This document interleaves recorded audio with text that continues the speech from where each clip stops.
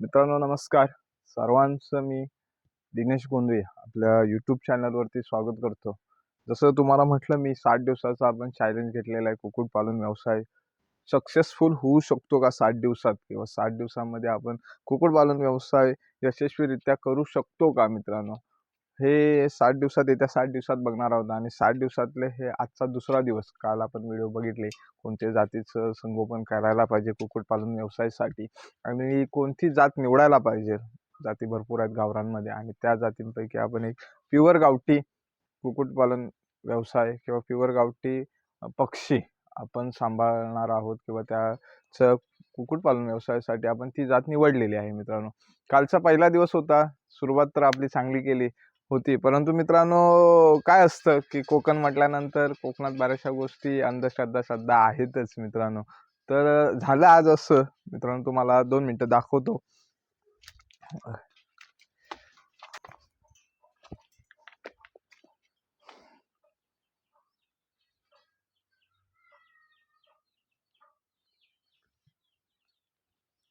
हा मित्रांनो, झालं असं अंधश्रद्धा ते भाग वेगळा आहे, सोडून द्या तो विषय. परंतु संकट सुरुवात केल्यानंतर संकट काही फारशी लांब नसतात मित्रांनो. अगदी तुमची वाढ बघत असतात असं म्हणायला काय हरकत नाही. आपल्याकडे हा छोटा पक्षी होता, घरचाच होता, जे आता तुम्ही 2 दिवस बघत होता असाल. जी म्हणजे कोंबडी होती, तिच्या आई, तिच्या दुसऱ्या आईची म्हणजे दुसरी एक कोंबडी आहे त्याच्यापासून हे पिल्लं झालेली होती, चांगली झाली होती आणि आपण ती खाली सोडली होती. परंतु काल कुणीतरी तिला बाईट केले. हे बघा, चावलेलं आहे आणि काल सकाळी आपल्याला ते दिसलं. मला वाटतं कुत्र्यान किंवा कुणीतरी असणार. आपण औषध वगैरे लावलंय त्याला साईडला ठेवलंय, गोळी वगैरे पाजले, हळद लावलेले दिसते. बघा तुम्ही मित्रांनो, हळद लावलेले. तर सांगण्याचा मुद्दा एवढाच आहे की मित्रांनो, तुम्ही सुरुवात केल्यानंतर संकट ही तुमची वाट बघत असतात मित्रांनो. आणि संकटांना सामोरं जाण्यासाठी आपल्याला येणारी 60 दिवसात कोणकोणती संकट असू शकतात ही तुमच्यापर्यंत सामोरं जाऊन तुमच्यापर्यंत दाखवण्याचा एक प्रामाणिक प्रयत्न मित्रांनो करणार आहे. कारण का काय होतं की बऱ्याचदा तुम्ही यशोगाथा बघता, तिथं संकट किंवा फेस काय करावं लागतं हे बरेच जण कमी दाखवतही असतील, मला नाही माहिती.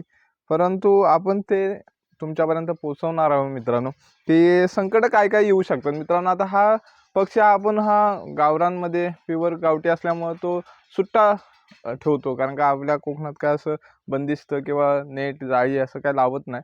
आपण सोडून दिला होता. आता त्याला सोडून दिल्यानंतर संध्याकाळी परत आला, जेव्हा तो पिंजऱ्यात किंवा तो कुऱ्हाड्यात, तेव्हा त्याला कोणीतरी बाईट केलं होतं असं दिसलं. तो लंगडत होता. लंगडल्यानंतर माझ्या लक्षात आलं की काहीतरी त्याला इजा झालेली आहे मित्रांनो. तर तो बाईट झालेले होते मित्रांनो. पक्षी कसा आहे बघा मित्रांनो आणि मला सांगा नक्की कसा आहे तो. मित्रांनो मुद्द्यावर येतो मी डायरेक्ट मित्रांनो. आजची व्हिडिओ ही तुम्हाला म्हटलं काल की पक्षी आपण गावरान निवडलेले आहेतच, गावठी प्युअर गावठी, पण ते मिळणार कुठे मित्रांनो? कारण का आपल्याला मोठ्या प्रमाणात करायचं आहे, भांडवल गुंतवायचं आहे एकंदरीत. तर मोठ्या प्रमाणात करायचं असेल तर त्याच्यासाठी पक्षी हे मिळाले पाहिजेत. आणि ते मिळणार कुठं आणि ते कसे कुठून घ्यायचे, कसे ते कोणते घेतलेले परवडतील, ह्या विषयावरती आजची व्हिडिओ असणार आहे मित्रांनो. व्हिडिओ शेवटपर्यंत बघा. बघतायच तुम्ही मित्रांनो. सुरुवात केलेलीच आहे मित्रांनो, परंतु असं काय वेगळं सुरुवात करतो असं म्हणायला काय हरकत नाही. परंतु मित्रांनो मला सजेस्ट करा तुम्ही की कुणाकडून घ्यायचे पोल्ट्री. आता बऱ्याचशा गावरान प्युअर गावठी पोल्ट्री झालेल्या आहेत. हॅचिंग सिस्टीम आल्यानंतर त्याच्यातून जी पिल्लं निघतात ते विक्रीही ते पोल्ट्री फार्मवाले करतात आणि त्यांच्याकडून आपण पिल्लं घ्यायची की आपण फादर मदर स्टॉक म्हणजे त्याला आपण ब्रीडिंगसाठी पक्षी असतात, म्हणजे मोठे तलंग म्हणतो आपण, कोंबड्या असतात, त्या एकत्र करायच्या गावागावातून जाऊन किंवा सिटीतून जाऊन त्या घ्यायच्या आणि त्यांच्यापासून पिल्लं तयार करायची. असंही केलं जातं. तर मित्रांनो मला कमेंट करा कुठनं मोठ्या प्रमाणात पक्षी घ्यायचे आणि आपण दोन्हीही घेऊन बघणार आहोत मित्रांनो. किती खर्च येतो, कसं परवडतंय किंवा काय होतंय तो मित्रांनो. आपण जे मोठे गावरान पोल्ट्री फार्म आहेत, म्हणजेच प्युअर गावठी पोल्ट्री फार्म आहेत आपल्या आपल्या जवळपास आहेत की नाही मला माहिती नाही मित्रांनो.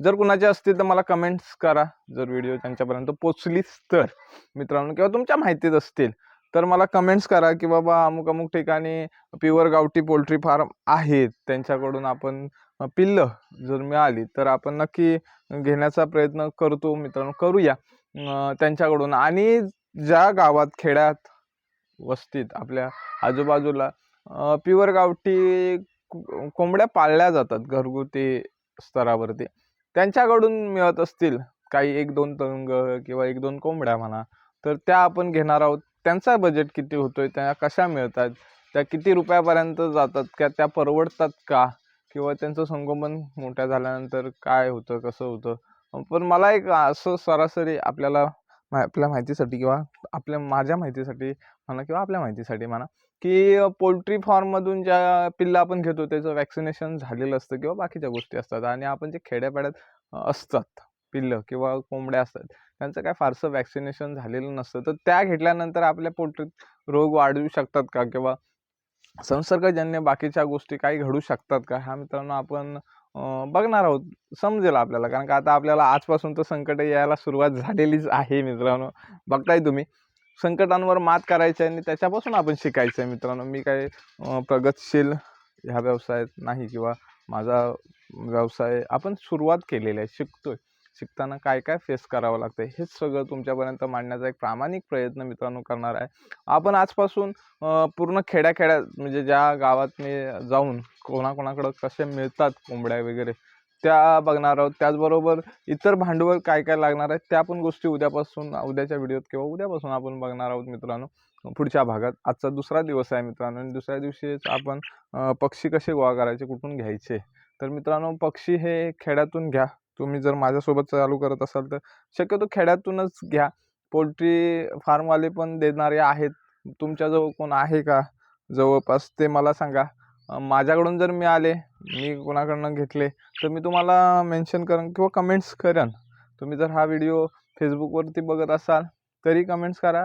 जे प्रेक्षक यूट्यूबवरती बघत असतील त्यांनी कमेंट्स करून चॅनलला सबस्क्राईब करा मित्रांनो. आजची व्हिडिओ इथंच थांबतोय मित्रांनो. मोठी व्हिडिओ होते, संकट तर आलेलीच आहेत मित्रांनो. ही संकटांना काय उपाय करता येईल किंवा काय तुम्ही सांगू शकता, ह्याच्यासाठी आपण काय बंदोबस्त करता येईल हे मला कमेंट करून सांगा मित्रांनो. आणि जर तुम्ही फेसबुकवरती बघत असाल तर व्हिडिओ किंवा आपल्या पेजला फॉलो करा. आणि जर यूट्यूबला बघत असाल तर यूट्यूब चॅनलला सबस्क्राईब करा, लाईक करा. कमेंट्स वारंवार सांगतोय मी की हे ज्या गोष्टी घडत आहेत त्यासाठी काय उपाय करता येईल. आणि पिल्लं किंवा जे काही पक्षी असतील ते कुणाकडून घ्यायचे, आपण दोन्हीकडून घेऊन आपण एकंदरीत बजेट काय होतं, किती खर्च येतं, कुठनं परवडतं हे बघणारच आहोत मित्रांनो. परंतु पोल्ट्री अशा कोणाच्या आहेत का त्या मला कमेंट करून सांगा. किंवा तुमच्या आजूबाजूला कुणाचे पक्षी पिल्लं तणगं द्यायचे असतील तर ते मला सांगा. आपण त्यांच्याशी कॉन्टॅक्ट करून आपण त्यांच्यापर्यंत पोहोचू मित्रांनो. तुम्ही माझ्याबरोबर चालू करताय, तुम्ही पण शोधा. आपण सगळ्यांनी एकत्र शोधून हा व्यवसाय 60 दिवसात कसा सक्सेसफुल होऊ शकतो ह्याच्यासाठी प्रयत्न करूया मित्रांनो. सक्सेसफुल होतो की नाही हे 60 दिवसानंतर समजेल, किती नफा होतो, किती तोटा होतो. आजपासून आपण हे मग पक्षी झालं, उद्यापासून आपण खर्च कसा कसा होतोय, कुठं होतोय, कुठं आपल्याला भांडवल गुंतवावं लागतंय हे बघणार आहोत मित्रांनो. तरी व्हिडिओ शेवटपर्यंत बघितल्याबद्दल धन्यवाद. असंच जोडून राहा आमच्यापर्यंत.